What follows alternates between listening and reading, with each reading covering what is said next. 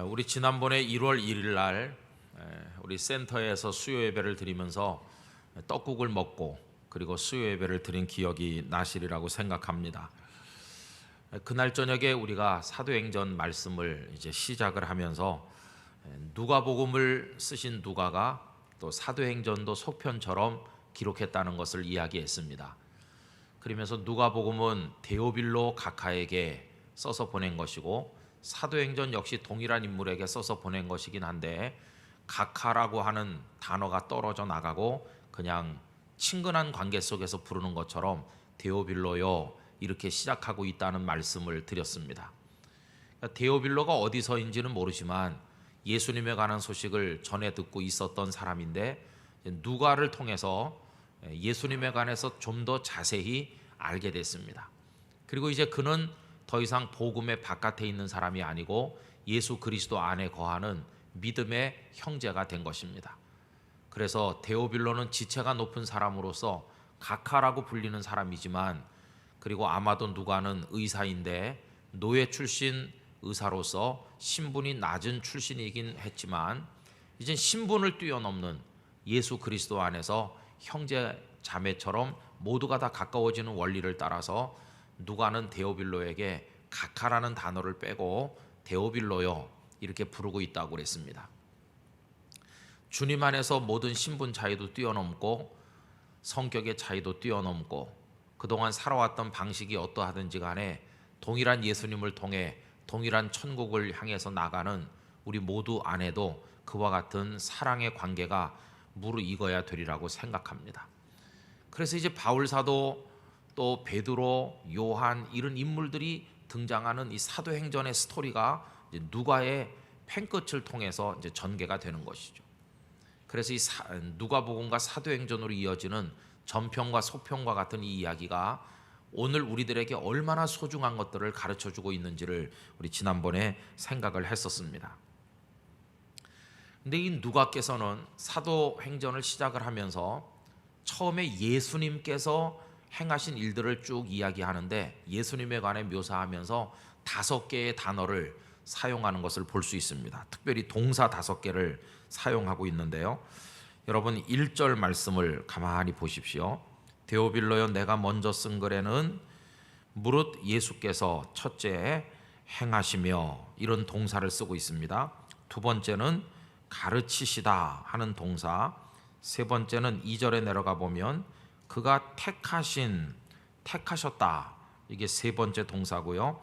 사도들에게 성령으로 명하시고 이게 네 번째 동사고 다섯 번째 동사는 승천하셨다. 이렇게 1절과 2절에서 예수님께서 행하셨다, 예수님께서 가르치셨다, 예수님께서 사람들을 택하셨다, 예수님께서 그들에게 명하셨다, 그리고 승천하셨다 이렇게 얘기합니다. 그럼 그것만 해도 충분할 것 같죠. 그런데 3절에 가보면 그는 몇 가지 동사를 더 추가하고 있는데 고난 받으셨다, 그 다음에 살아계심을 나타내셨다 이렇게 이야기하고 있습니다. 그래서 두 가지를 더 추가하고 맨 끝에는 말씀하셨다는 것까지 이야기하고 있습니다. 오늘 받으신 그 유인물에 보면 오늘 말씀의 제목이 주제들, 원리들, 영들 이렇게 오늘 말씀의 제목을 정했는데요. 요 예수님께서 행하시고 가르치시고 택하시고 명령하시고 승천하시고 고난받으시고 살아계심을 나타내시고 말씀하셨다고 하는 요 일련의 이어지는 동사들 속에 우리 그리스도인이 붙들고 살아야 될 주제들 그리고 원리들, 영들 이런 게 다 녹아들어 있습니다. 오늘 여기 나오는 이 말씀을 우리가 확실하게 붙들면 확실한 신앙생활 하게 될 줄로 믿습니다. 우리 성도들이 가슴에 품어야 될 것이 무엇일까? 그래서 거기 1번 그리스도인들이 관심을 가져야 할 주제들이라고 하는 제목 아래로 제가 몇 가지를 써놨습니다. 첫째는 뭐냐 하면요, 예수님께서 행하셨고 가르치셨다고 하는 그 대목입니다. 그래서 이거 행하시고 가르치신 것을 다 모아가지고 예수님 이야기다 이렇게 했습니다. 여러분 마태복음, 마가복음, 누가복음, 요한복음을 통해서 우리는 예수님께서 행하신 많은 일들을 보게 됩니다. 그리고 예수님께서 가르치신 교훈의 내용들을 그 복음서를 통해서 읽을 수 있습니다. 저는 우리들이 복음서를 사랑하는 성도가 되기를 간절히 원합니다. 복음서를 수시로 읽으면서 예수님께서 어떻게 행하셨나, 조금 더 일반적인 단어로 바꾸면 어떻게 사셨나, 그리고 예수님께서 무엇이라고 가르치셨는가, 이것에 우리가 집념을 가져야 되는데 이게 우리의 가슴에 새겨져 있어야 될 첫 번째 주제입니다. 그래서 그리스도인들은 다른 것에 대해서는 조금 잘 모를 수도 있지만 예수님께서 어떻게 사시며 행하셨는지, 예수님께서 무엇이라고 가르치셨는지, 이것에 대해서는 우리가 훤하게 알고 있어야 되지 않겠습니까? 나는 예수님 잘 알아요. 나는 예수님의 이야기에 익숙합니다.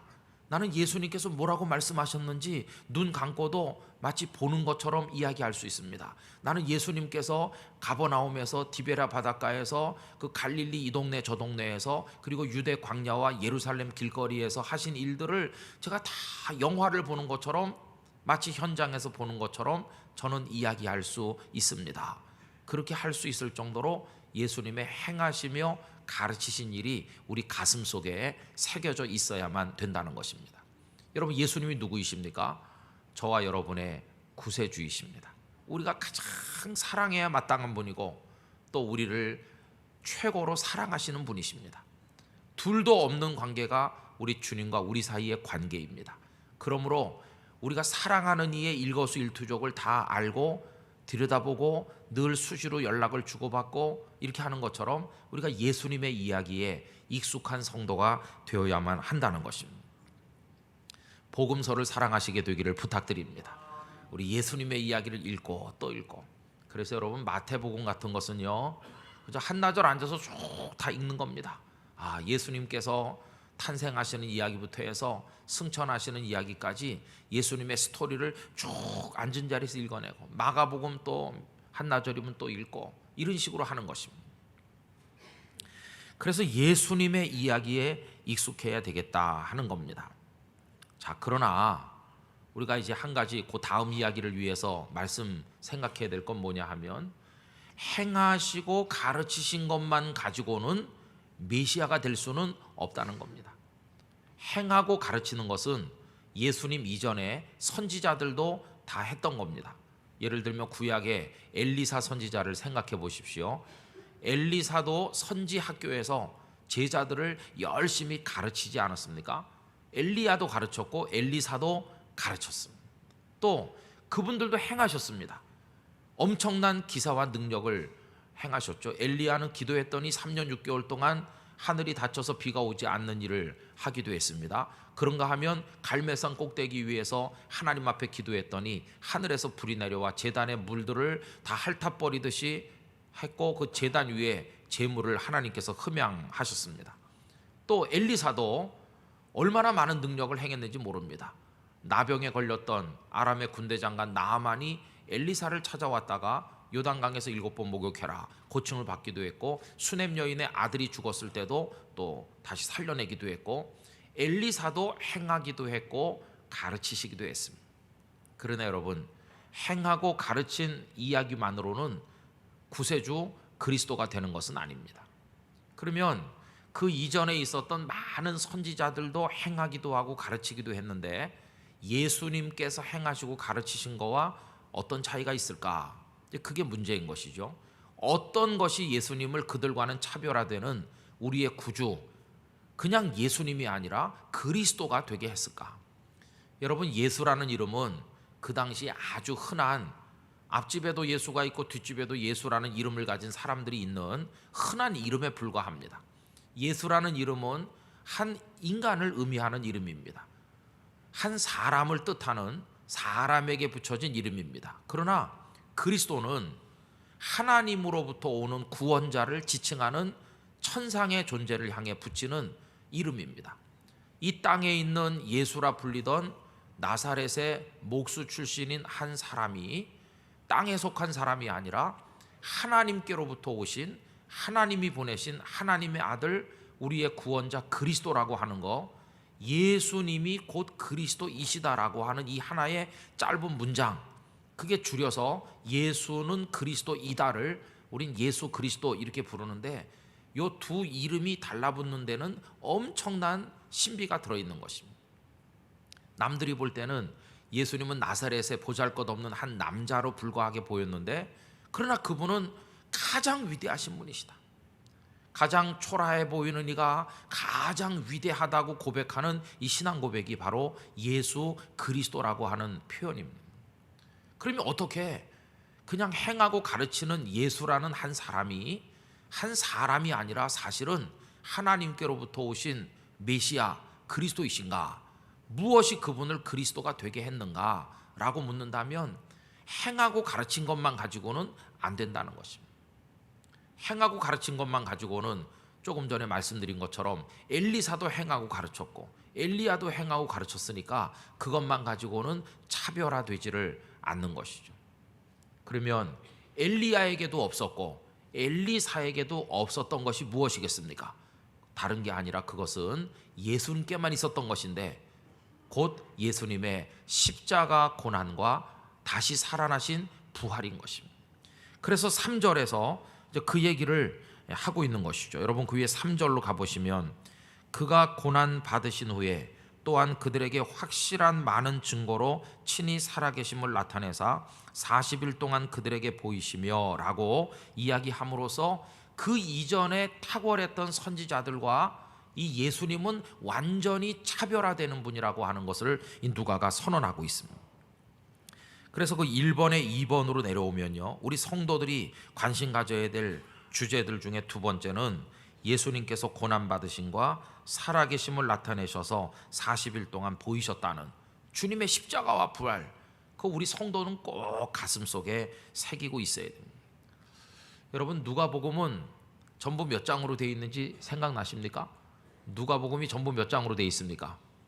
20넉장으로 되어 있어요. 20넉장으로. 사도행전은 몇 장까지 있습니까? 28장으로 되어 있어요. 그러면 20넉장으로 된 누가복음 중에서 예수님께서 죽은 자 가운데서 다시 살아나신 이야기는 몇 장에 나옵니까?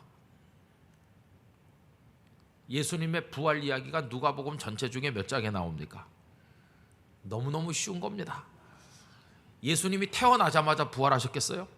앞에는 안 나올 게 뻔하고 중간에 나오지도 않을 것도 뻔하고, 그리고 그 맨 끝에 나오는 겁니다. 예수님의 생애에 관한 이야기 가운데 맨 마지막에 예수님의 다시 살아나신 이야기가 나오니까 몇 장이겠습니까?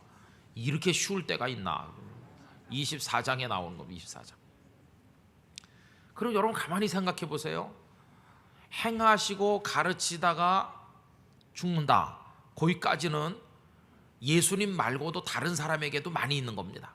소크라테스도 행하고 가르치다가 죽었습니다. 소크라테스도 행하고 가르치다 독배를 마시고 죽지 않았어요. 이 땅에 많은 똑똑했던 선생님들이나 인물들이 행하고 가르치다가 탄압을 당해서 죽은 사람이 수두룩합니다. 그러나 그들에게 없는 것, 예수님에게만 있는 게 무엇입니까? 예수님은 다시 살아나셨다는 것이. 그 다시 살아나신 이야기가 누가복음 20넉장 중에 1장, 2장, 3장, 4장에 계속 나오는 게 아니라 맨 마지막 장에 등장하고 있어요. 만약에 누가께서 누가복음을 기록하는데 아무리 예수님에 관해서 자세히 조사하고 차근차근히 잘 논리적으로 써내려갔다 할지라도 누가복음을 23장에서 끝냈다면 예수님은 우리의 구주일 수는 없었을 것입니다. 그분은 위대하게 행하셨다, 놀랍게 가르치셨다, 그리고 참 마지막에 감동적인 죽음을 죽으셨다, 그렇게 하면서 23장에서 끝낸다면 그냥 위대한 선생님 중에 한 분으로 남았을 것입니다. 그러나 누가복음 24장이 있길래 예수님은 저와 여러분의 주님이 되시는 겁니다. 다시 살아나신 것입니다. 그래서 24장은 1장부터 23장까지 누가복음이 가치가 있게 만들어주는 마지막 결론입니다. 24장이 없는 그 앞에 23장은 있으나 마나한 겁니다. 24장이 있길래 1장도 귀해지고 2장도 소중하고 3장도 귀하고 23장까지가 전부 다 생명의 말씀으로 바뀌게 되는 것입니다. 그러므로 우리 성도들이 가슴에 꼭 품고 살아야 될 주제가 뭐냐 하면 주님은 죽은 자 가운데서 살아나셨다는 것입니다. 이제 24장에서 예수님의 다시 사신 이야기를 기록한 누가가 사도행전으로 넘어오면서 3절에서 예수님의 고난받으시고 당신의 살아계심을 사람들에게 보이셨다, 이 얘기를 다시 한번 강조하는 이야기는 뭐겠습니까? 이제 사도행전 1장, 2장, 3장부터 해갖고 28장까지 사도행전에 아주 대단한 이야기가 전개돼 나갈 텐데, 그 모든 이야기를 가능하게 해주는 사건 또한 예수님의 다시 사신 것이다, 그걸 보여주는 겁니다. 예수님께서 다시 살지 않으셨다면 누가복음 전체가 다 헛된 것이고 예수님께서 다 헛된 것입니다. 예수님의 다시 살아나신 사건을 전제로 하지 않는다면 누가복음 2장도 소용이 없고 3장도 소용없고 그 후에 생겨나는 교회들도 있을 필요가 없는 것이고 우리도 오늘 이 자리에 있을 필요가 없는 것인데, 예수님의 다시 사신 사건이 누가복음 24장 그리고 사도행전 1장에 우뚝 섬으로써 누가복음 1장부터 23장까지도 빛이 나고, 누가복음 그 이후에 사도행전 그 이후에 사도행전 28장까지 뿐만 아니라 오늘까지 이어지는 기독교 역사 전체가 죽음의 역사가 아니고 생명의 역사가 된다는 것입니다. 여러분, 그러므로 이 죽음의 권세가 가득한 세상에 우리가 살지만 저와 여러분 가슴속에 꼭 품어야 될 주제는 뭐냐 하면 예수님은 다시 사셨다는 것입니다. 그래서 예수님께서 어떻게 행하셨고 어떻게 가르치셨는지 예수님의 그 라이프 스토리, 삶의 이야기가 우리에게 익숙하게 가슴속에 들어와 있어야 되는데, 그 토대 위에다가 우리는 예수님의 십자가와 부활이라고 하는 이정표를 세워야 되는 것입니다. 주님은 죽음을 이기신 분이십니다. 그분이 우리의 구주이십니다. 그렇다고 한다면 성도는 죽음 같은 상황을 만난다고 할지라도 생명을 노래하는 사람이 돼야만 할 것입니다. 그 기독교를 기독교 되게 하는 결정적인 역사가 바로 거기서부터 흘러나오는 것입니다. 그렇다고 한다면 오늘 내 삶 속에 이 생명의 에너지가 얼마나 충만한가, 이 교회들 속에 예수께서 다시 사셨다고 하는 그 믿음이 얼마나 분명한가, 우린 그 부활의 생명력을 얼마나 의지하면서 살아가고 있는가, 이런 반성을 하지 않을 수가 없는 것이죠. 여러분, 예수님은 살아계신 주님이십니다. 살아나셨어요. 살아나셨어요. 자, 그 다음에 이제 세 번째 성도가 가슴에 품어야 될 주제는 뭡니까? 예수님께서 당신이 고난받으시고 그 다음에 살아나셔서 그 모든 증거로서 사람들에게 보이셨는데, 여러분 3절 끄트머리에 보십시오. 40일 동안 당신께서 살아계시다는 것을 보여주시고 3절 끝에 보면 하나님 나라의 일을 말씀하셨다. 우리 성도들이 가슴에 품어야 될 너무너무 중요한 또 하나의 주제는 뭐냐 하면 하나님의 나라라고 하는 것입니다. 여러분, 그 당시 로마라는 대제국이 있지 않습니까? 그리고 사람들은 돈으로 사든지 어떤 방법을 동원해서든지 로마의 시민권을 획득하는 것이 얼마나 소원이 되어 있는지 모릅니다. 로마 시민권을 가진 사람과 가지지 못한 사람 사이에는 하늘과 땅만큼의 차이가 있는 겁니다.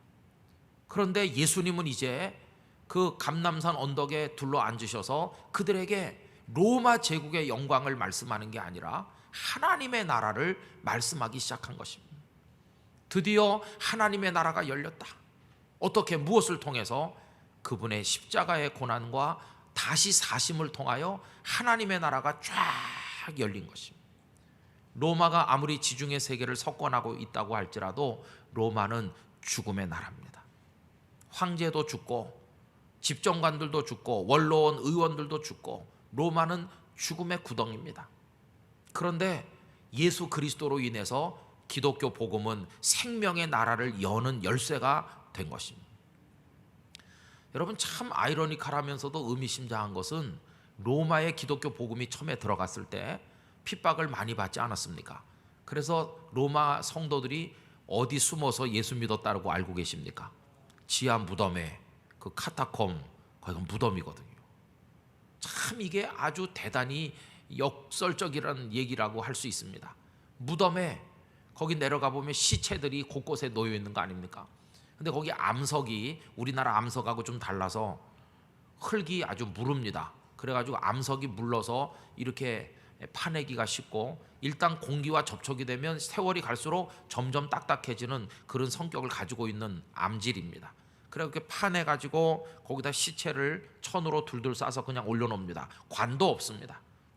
그냥 시체를 올려놓으면 우리 생각에는 악취가 나서 그 속에서 어떻게 사람들이 거주했을까 생각하지만, 그 속에 아무 냄새도 나지 않도록 그 바위가 악취를 흡수해가는 아주 독특한 상황입니다. 그리고 성도들이 거기서 예배를 드리는 겁니다. 한번 생각해 보세요. 이 벽에 시체들이 쭉 놓여 있어. 백골이 된 것도 있고 살이 아직도 붙어 있는 것도 있고, 얼마나 그 상황이 끔찍합니까? 그런데 그 광장에서 성도들은 생명의 하나님을 찬송하는 것입니다. 그 죽음의 무덤 한복판에서 울려 퍼지는 찬양은 생명의 찬양인 것입니다. 그 계단을 올라서 뚜껑을 열고 햇빛이 비치는 지상 위로 나가면 거기는 로마 제국이 버티고 있습니다. 그 위로는 로마 황제의 마차가 다니고 로마 군인들이 달리는 곳입니다. 그러나 그 밑에 들어있는 사람들은 어둠 속에 있는 것 같지만 그들에게는 생명의 빛이 비추고 있는 것입니다. 그래서 무덤 위에 하나님의 교회가 세워지고, 죽음을 이긴 교회이기 때문에 죽음 위에다가 예배당들을 건축했어요.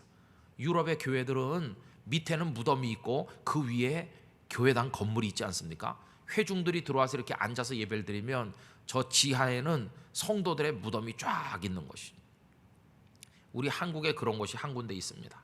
여러분 서울에 가시면 성공회 본부가 있는 덕수궁 옆에 거기 한번 가보시면요, 이렇게 예배당이 있고 그 계단으로 지하에 내려가면 그 밑에 납골당이 있습니다. 그래서 그 성공회 신자들 돌아가시면 화장을 해가지고 거기다 납골을 해놔요. 제가 거기 들어가 봤습니다. 그리고 거기는 화장을 해서 납골을 하지만 놀랍게도 그 한쪽 옆에는 거기서 목양을 담당하다 돌아가신 분들은 아예 전체 시신을 거기다 묻기도 했어요. 우리나라에 그런 데가 거기 있습니다. 기분이 이상하죠. 시신 위에 내가 서 있고 시체들이 화장돼 가지고 수백 개인지 수천 개인지 모르겠는데 그 지하에 꽉 차 있는 그 위에서 회중들이 앉아서 예배를 드린다고 생각해 보면 이거 얼마나 이상합니까? 그러나 저는 죽음의 그 시체들을 옆에다 놓고 생명의 주님을 찬송했던 로마 교회 성도들의 그 예배의 상황이야말로 아주 극적이고 역동적이었을 거라는 생각이 듭니다. 죽음이 눈앞에 보이지만 예수님의 복음은 죽음을 이긴다. 저 위의 세계로 나가면 당장 붙들려서 원형 경기장에 끌려가서 죽지요. 그러나 그 죽음을 이기게 하신 예수 그리스도로 인해서 당시 성도들은 원형 경기장에 끌려가는 것을 두려워하지 않았던 것이죠. 그래서 사람을 잡아다 죽이는 죽음의 제국인 로마 제국과는 달리 생명의 나라인 하나님의 나라가 열린다는 것입니다. 그래서 예수님께서 하나님 나라의 일을 말씀하셨다. 너희들은 로마의 시민권을 가지지는 않았으나 슬퍼할 거 없다. 로마의 시민권은 가져보았댔자 죽음의 제국에 참여하는 것일 뿐이다. 그러나 너희들은 나를 믿었으니 생명의 나라, 하나님의 나라의 백성이 됐다. 이걸 보여주시는 겁니다. 여러분, 빌립보서 3장 20절 말씀처럼 저와 여러분은 하늘의 시민권을 가진 사람들인 줄로 믿습니다. 그 하나님의 나라는 생명의 나라입니다. 우리의 육체가 언젠가는 죽음을 통과하겠지만 그렇게 함으로 우리는 소멸돼서 없어지는 게 아니라 영원한 생명을 우리가 누릴 것을 믿고 가슴에 품고 살아나가야만 될 것입니다. 그 다음에 또 한 가지 우리 성도들이 가지고 가슴에 품고 살아야 될 주제는 예수님께서 승천하셨다는 것입니다. 여러분, 승천하신다는 것은 한 가지 사실을 전제하는 겁니다. 어떤 사실이냐 하면 예수님께서 본래의 자리로 가셨다 하는 것입니다. 예수님은 하늘로부터 오신 분이기 때문에 하늘로 돌아가시는 게 당연한 것입니다. 그러면 예수님만 그렇습니까? 그렇지 않습니다. 저나 여러분들이나 다 누가 창조하신 존재입니까? 하나님께서 창조하셨습니다. 우리의 뿌리도 하늘나라에 있습니다. 그래서 에녹도 하늘로 승천했고 엘리사도 회리바람 가운데 하나님께로 올라간 것입니다. 이런 일련의 사건들이 우리에게 상징적으로 가르쳐주는 것은 이 땅의 모든 사람들은 하나님으로부터 온 존재라고 하는 것을 가르쳐주고, 따라서 정상적인 사람이라면 다시 하나님의 나라로 돌아가는 게 마땅하다는 것을 알려주는 것입니다. 예수님의 승천은 우리도 하늘로 가야 된다고 하는 것을 가르쳐주는 교훈이 들어있습니다. 그 다음에 또 한 가지, 예수님의 승천 사건에는 무엇이 약속되어 있습니까? 가심을 본 그대로 다시 오시리라 하는 것이 그 밑에 깔려 있죠. 성도들은 늘 그걸 가슴에 품고 주님 다시 오신다, 주님 다시 오신다, 이걸 생각하는 겁니다. 그래서 요한계시록 맨 끝에 나오는 말씀처럼 아멘 주 예수여 오시옵소서, 마라나타, 그럼 사는 것이죠. 여러분, 이 네 가지 성도가 품어야 될 주제, 첫째는 예수님의 행하시며 가르치신 예수님의 그 삶의 이야기, 그게 우리의 가슴 속에 살아 있어야 됩니다.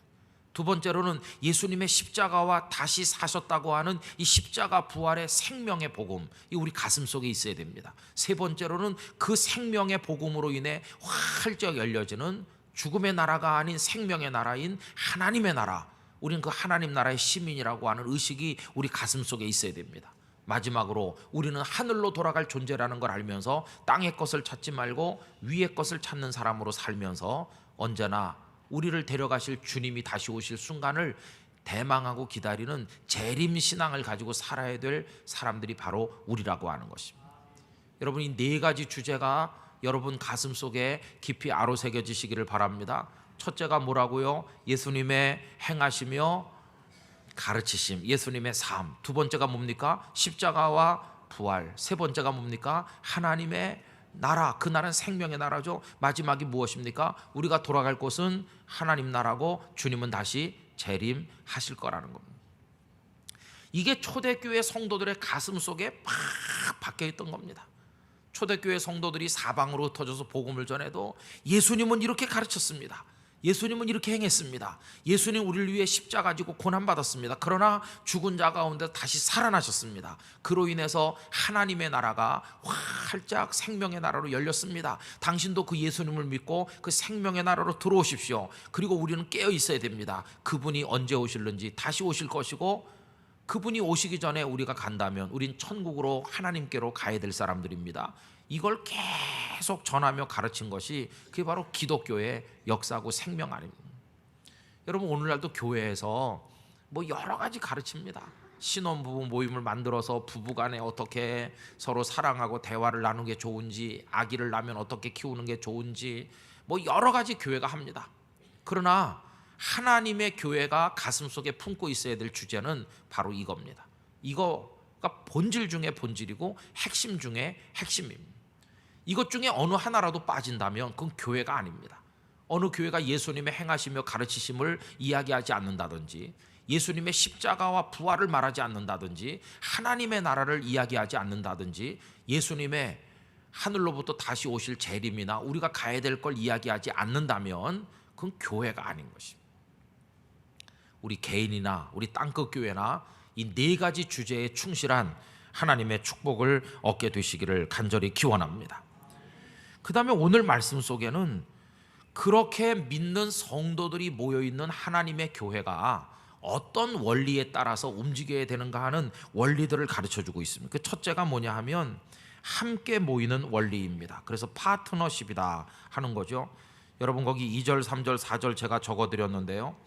예수님께서 택하신 사도들에게 명하셨다. 예수님은 혼자서 하신 분이 아니에요. 예수님 파트너가 있었어요. 사도들에게 말씀하셨다. 또 그 이전에 사도들을 택하셨어요. 파트너를 택하시고 파트너에게 말씀하는 거죠. 3절에도 보면 고난받으신 후에 또한 그들에게 증거로 보여주신다. 보여주시는 대상이 있는 거 아닙니까? 또 그들에게 보이시며, 4절에도 사도와 함께 모이사 그들에게 분부하셨다. 예수님은 독백을 하시거나 홀로 다니신 분이 아니시고 옆에 사람들이 있어서 사람들에게 말씀하시고 사람에게 분부하시고 사람들과 함께 하시고, 이게 예수님이 보여주신 원리입니다. 그래서 하나님 나라의 원리는 함께 하는 원리입니다. 여러분, 교회 원리는 함께 하는 데 있는 줄로 믿습니다. 교회를 에클레시아라고 하죠. 에클레시아는 부름받은 사람들이라는 뜻인데 이것은 옛날 그리스의 어떤 시민회의 같은 것들을 말할 때도 쓰였습니다. 그러면 18살 이상 된 아테네 시민들 중에서 18살 이상 된 자유민들이 모여가지고 시민회의를 합니다. 그럼 결국 혼자 하는 게 아니죠.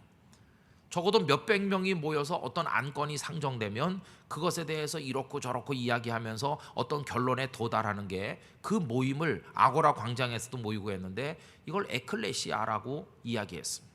그러니까 교회라는 말 속에는요, 우리도 교회할 때 회자가 혼자서는 회자를 쓸 수 없는 거 아닙니까? 그러니까 교회는 최소한 2명, 3명, 4명 이렇게 있는 거죠. 많은 데는 10,000명, 뭐 20,000명, 30,000명도 있는 것이고요.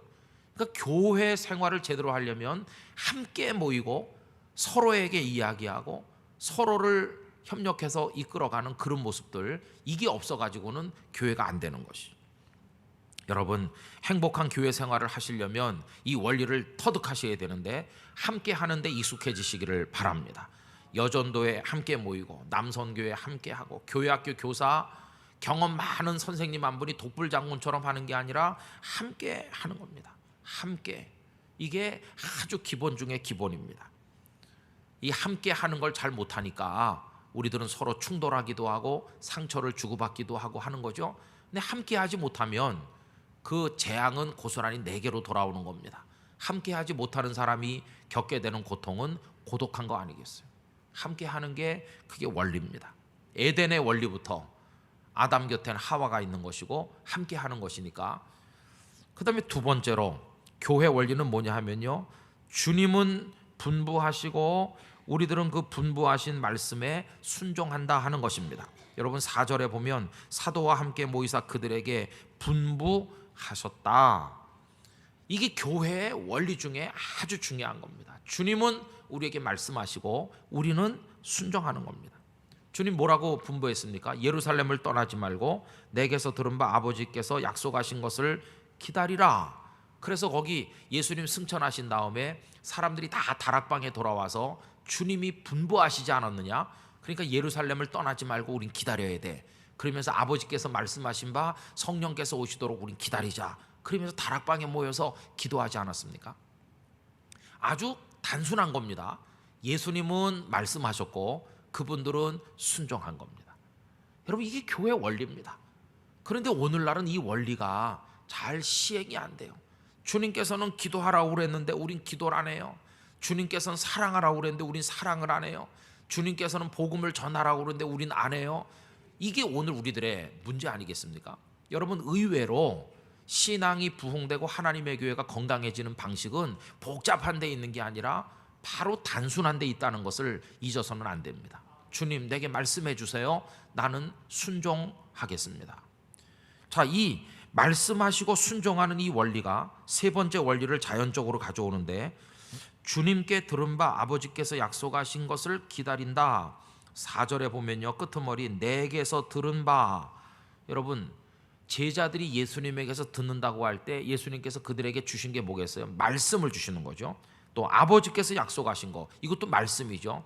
성령을 보내주시겠다고 하는 것도 말씀을 통해서 약속하신 거 아닙니까?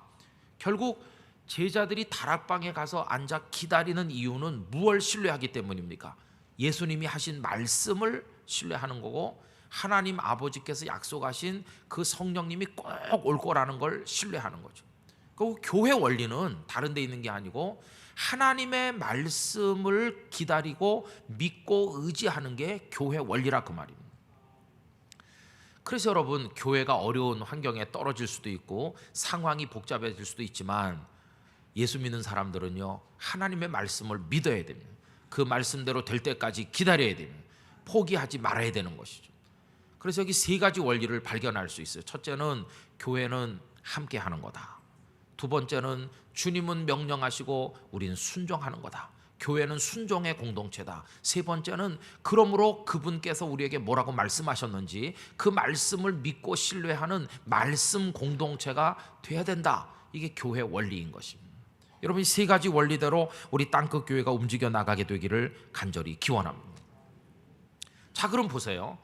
예수님에 관한 이야기를 우리 성도들이 가슴에 품어야 되는데 그게 네 가지 아니었습니까? 예수님께서 행하시며 가르치신 게 한 가지, 십자가와 부활 그 두 번째, 하나님의 나라에 관한 이야기 세 번째, 그리고 승천하셨다는 게 네 번째 아니에요?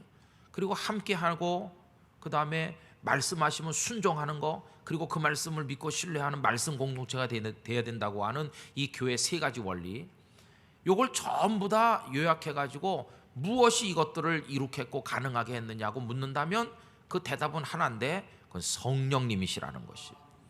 예수님께서 행하실 때 성령님을 의지해서 행하셨습니다. 그래서 이렇게 말씀하셨죠. 내가 하나님의 성령을 힘입어 귀신을 쫓아내는 것이라면 하나님의 나라가 이미 너희에게 임하였느니라. 할렐루야. 성령을 의지해서 귀신을 쫓아내신다. 예수님 행하실 때 성령으로 행하시는 거예요. 예수님께서 가르치시는 것이 서기관과 바리새인들하고는 차원이 다른 권위 있는 가르침이었는데 예수님 무엇으로 가르치시는가? 성령으로 사람들을 가르치시는 거예요. 예수님 어떻게 죽은 자 가운데 부활하셨나? 죽은 자를 일으켜내시는 하나님의 부활케 하시는 생명의 성령을 통해서 예수님은 부활하신 것이. 예수님의 전 사역이 성령을 통해 이루어졌어요.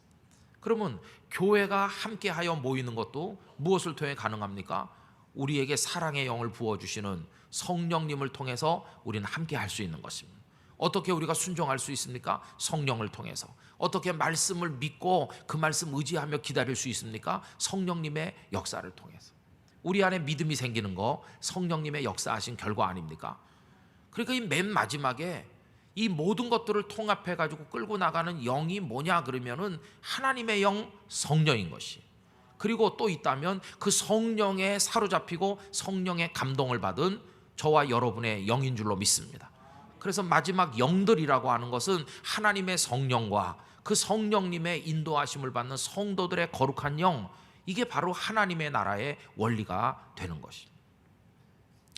그래서 여러분, 오늘 읽은 이 말씀 속에서 우리들은 대단히 중요한 중심 주제들을 찾아낼 수가 있고 교회 생활의 원리들을 배울 수 있고 그것들을 움직여 나가는 마지막 원동력이 되는 성령의 이야기를 할 수가 있습니다.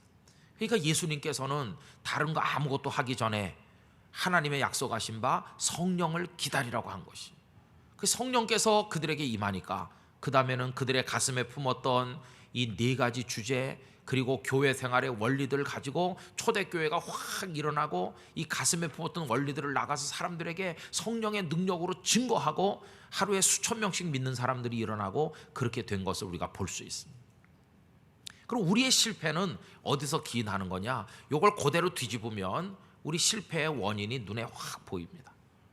우리는 예수님의 이야기를 가슴에 품지 않습니다. 인간의 이야기가 우리 가슴에 너무나 많고 십자가와 부활의 복음보다는 듣기 좋은 기복적 이야기에 우리 귀가 더 많이 열려있고 하나님의 나라보다는 눈에 보이는 땅의 나라의 욕망에 도취돼 살고 있고 주님이 재림하실 거에 대한 기대보다는 주님이 좀 천천히 왔으면 좋겠다는 생각을 더 많이 하고 함께 모이는 원리보다는 나 혼자 내 맘대로 하는 게 더 속이 편하고 그리고 순종의 원리보다는 내 뜻대로 하고 싶어 하고 그리고 말씀을 신뢰하고 말씀을 기다리는 게 아니라 하나님 말씀 덮어놓고 살 때가 얼마나 많습니다.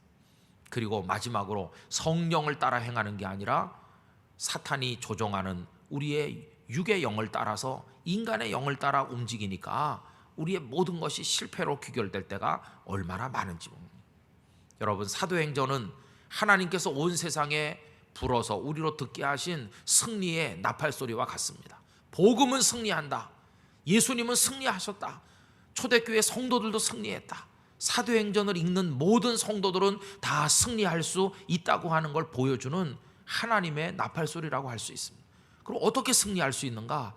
그 시작 부분에서 벌써 그 원리들을 다 말씀해 주고 있는 것이. 여러분, 우리 네 가지 원리를 가슴에 품고 교회 생활의 세 가지 원리를 가슴에 품고 이 주제와 원리들을 따라 그 모든 걸 가능하게 하시는 성령님께 사로잡히는 성도들이 될 수 있기를 원합니다. 그 다음 얘기는 뭐로 넘어가는 거겠습니까? 이 땅의 나라가 아니라 하나님의 나라 이야기로 내 인간의 영이 아니라 성령에 사로잡힌 사람이 되기 위해서 성령의 이야기로 이제 넘어가게 되는 것이. 그래서 사도행전에 오순절 성령 감림 사건이 나타나는 거 아니겠습니까? 오늘 이 시대에 우리가 사도행전 29장을 계속 써내려가야 될 사명을 가진 사람들로서 이 주제들과 원리들을 따라 성령을 따라 승리하게 되기를 간절히 기원합니다. 우리가 주일 영시 송구 영신 예배 때 마가복음 1장 1절을 같이 나눴고요. 지난 주일날은 이제 마가복음 1장 2절부터 8절까지 말씀을 우리가 같이 나눴습니다. 주일 낮 예배 시간에. 돌아오는 주일날은 마가복음 1장 7절부터 지난주에 8절까지 읽었지만 다시 7절로 되돌아 올라가서 7절, 8절, 9절, 10절, 11절 이렇게 돌아오는 주일 낮 예배 시간에 우리가 생각할 것이거든요. 거기도 성령의 세례를 이야기하고 있어요. 여기 사도행전에도 성령의 세례를 이야기하고 복음서의 첫 시작 부분에도 성령님이 등장하고 사도행전의 첫 시작에도 성령님이 등장하고 있어요. 여러분, 성령은 그때나 지금이나 죽은 자를 살리고 무능한 자를 능력 있게 하고 하나님의 교회를 힘있게 일으키고 이 예수님의 이야기를 온 세상에 퍼뜨리는 원리가 원동력이 되고 있는 것을 볼 수 있습니다. 오늘 저녁 나오신 여러분 속에 이 하나님의 영인 성령의 역사가 충만하시기를 기원합니다. 저는 여기 나온 게 성령님의 인도하심 때문이라고 믿습니다.